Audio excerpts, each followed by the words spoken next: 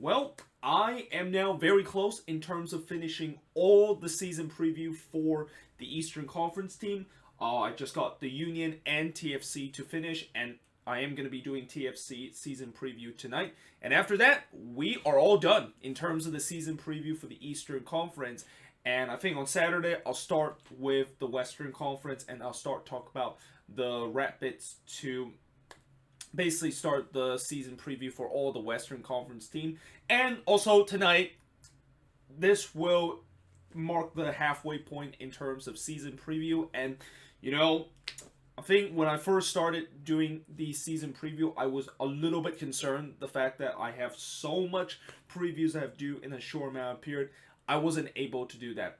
Well, as we're now approaching the halfway point of this season preview, things are looking good, and at least certainly I have seen a couple of people that love these previews. Some of you, of course, commented on some of the preview, which I'm very happy to see, and certainly I'm very happy to see, of course, people do care about this video and are supporting me in terms of watching all these videos, even though I am putting this in a very short time. But let's talk about the Union, who last season they finished with a record of 16, 7, and 11 and had 55 points. They scored 58 goals last season, give up 50 goals, and had a goal differential of -8. I believe 55 points for the Union was actually the most points that they have got in their franchise history. And last season, summary, they of course finished third in the Western Conference, which I also believe that is the highest that they finish in terms of the Eastern Conference in their franchise history.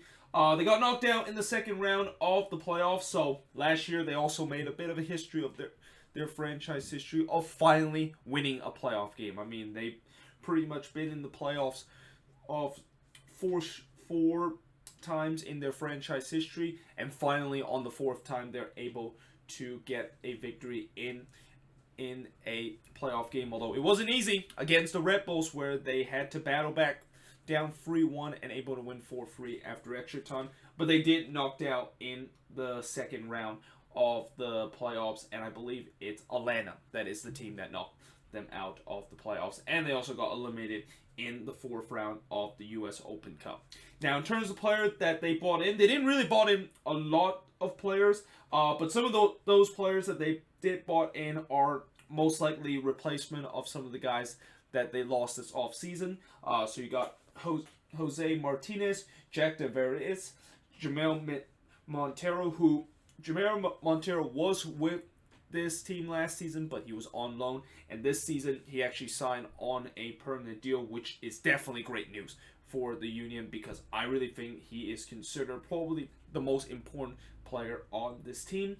Mitin Orvich, I think that's how you pronounce his name, and Jacob says to round up in terms of the players that they acquired this off season. Now, the player that is leaving this off season do include a couple of starters and a couple of reserve player. The biggest one, obviously, is Harris Madunian, who is moving on to FC Cincinnati, and that it's unfortunate that they did lose their assist leader from last season. They also lost Marco Fabian. You know, it's kind of unfortunate that it didn't quite work out. I thought Fabian, when he was with the Union, you know, if it wasn't for an injury-riddled season, he would have definitely made a pretty big impact to this team, and that maybe the Union might think about signing him to another year. But because of the fact that he was so injury prone as it's been throughout his career, I think they kind of feel like it's not worth keeping him if they're going to have to pay him a lot of money, and that he might spend more time on the IR than he is actually playing on the pitch. They also lost RJ Allen, Fabinho, and Fafa Pico this offseason. Now, in terms of goal scored for this Union team, I think it's Castro Shabilko, who, you know, he is probably one of, you know, last season, I would maybe say that he was a surprise package because of the fact that, you know, we have heard that this guy maybe could do well in MLS, but in some way, he kind of just came out of nowhere and just become the main goal scorer and become the main striker of this team, and almost kind of replace the the striker that they previous had in Corey Burke. I mean, a lot of Union fans was a little bit concerned the fact that they lost Corey Burke, who was supposed to be their main goal scorer, and now they're bringing the Shibilko guy, who, as I said, people say that he could do well in MLS, but we don't know exactly if that is the case until he plays on the pitch. Well, he actually did very well, and in some way, you could say that he also surprised a lot of people. The fact that he was able to score more than 10 goals and hit around the 15 goal mark. So I expect he could potentially do the same thing this season, unless he does have a sophomore slump heading into his second season with the Union.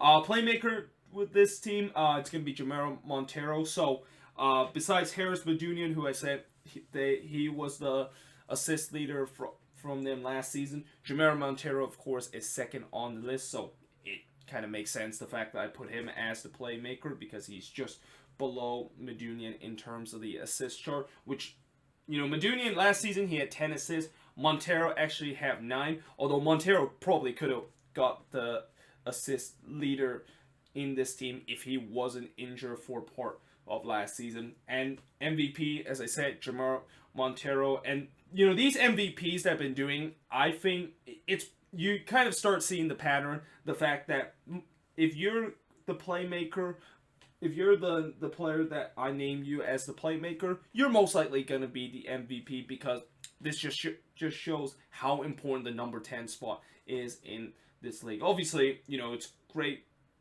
the fact that you, of course, will get a creative player that not only can create something on the pitch and able to put beautiful balls to your teammates to potentially score goals, but usually some of these playmakers, especially some of these good ones, can also score goals too. So they kind of have a dual threat in terms of not only being a creative player but also being a goal scorer. And Jamel Montero, he's no different, where he can not only be a guy that could be the distributor, but he can also be the goal scorer.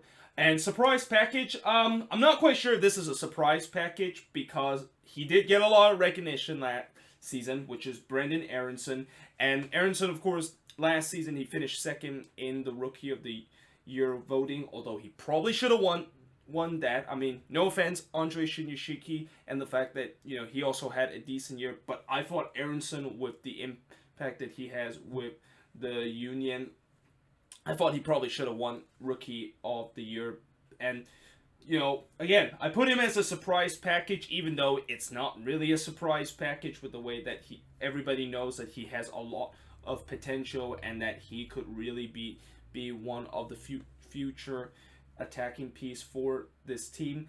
But, I'm still going to just put him up there because he is still relatively young and that this is his second season. And the same thing I said about Castro Shibilko, Shibilko had a great first year, but one of the things that he needs to do here in the second year is keep it that way and not have a sophomore slump. And let's hope Brendan Aronson won't be following the suit of what I said about Shibilko, where he should...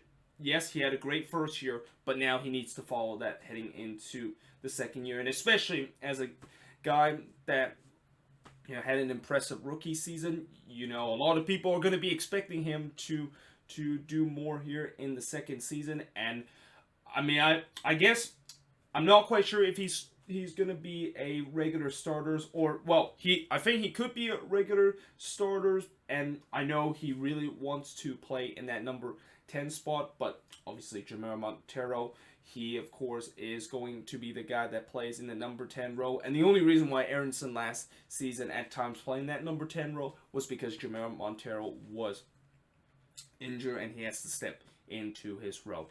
Now, what I like about this Union team is that getting Jamel Montero on a permanent deal, and as I said, he is a very vital player for this Union team, and especially I just feel like every time when they had Montero on the pitch, they just seem much better than when they don't have Montero on the pitch. And the way that he is such a good creative player and also a goal scorer of this team, it is crucial, the fact that they lock him on a permanent deal, which they did exactly that heading into this season.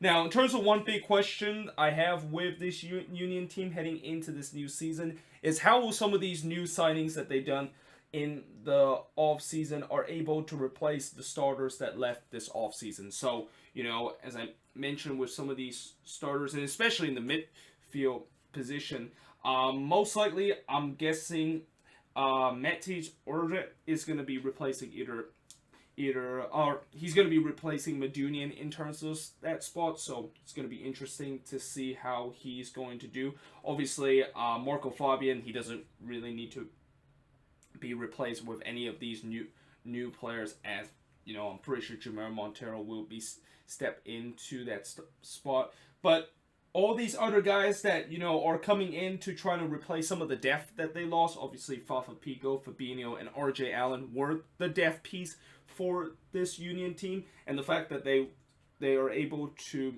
replace them with some new piece to add, just not really lost any depth, is definitely good. But at the same time, are they going to have the same outcome as these players that it looks very good, even though they are kind of reserve player? I mean, throughout the season preview, I've been talking about how having depth is very important for a team. Well, it's good, the fact that a team has good depth, but it's also another thing that not only you need to have good depth, but you also want to make sure you have some quality depth player. Like you could have a team that have a lot of depth in pretty much every position, but if some of those players that is gonna be either stepping in for starters that might go down with an injury, or they're gonna be stepping in as a sub and they don't make a lot of impact, that's when it's going to be a bit of a problem. And that's why you're seeing some of these teams,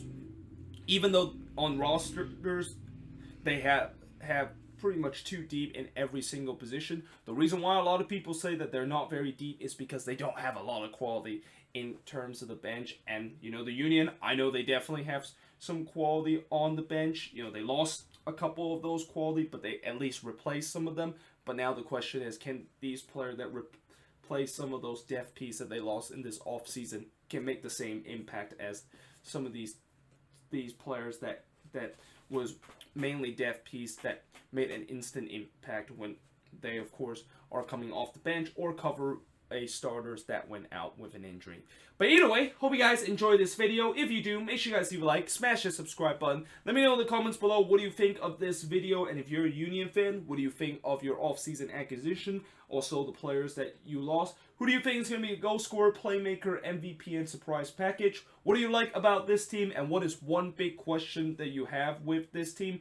I think the other one big question I do have with this team is that last season they hit their ceiling, because I have a feeling maybe this season they're gonna kind of have a little bit of a setback. They'll still make the playoffs. I think this squad should still be good enough in terms of making the playoffs. But with the way that you look at all these other teams in the Eastern Conference have improved, and the fact that the Union, they kind of kept almost the same squad except for replacing a couple of guys that they lost in the offseason. You wonder, is this going to be a bit of a step back for them, and that they might not finish in the top 3 position like last season and maybe drop down to like 4th or 5th. But either way, hope you guys enjoyed this video, and I will see you guys next time.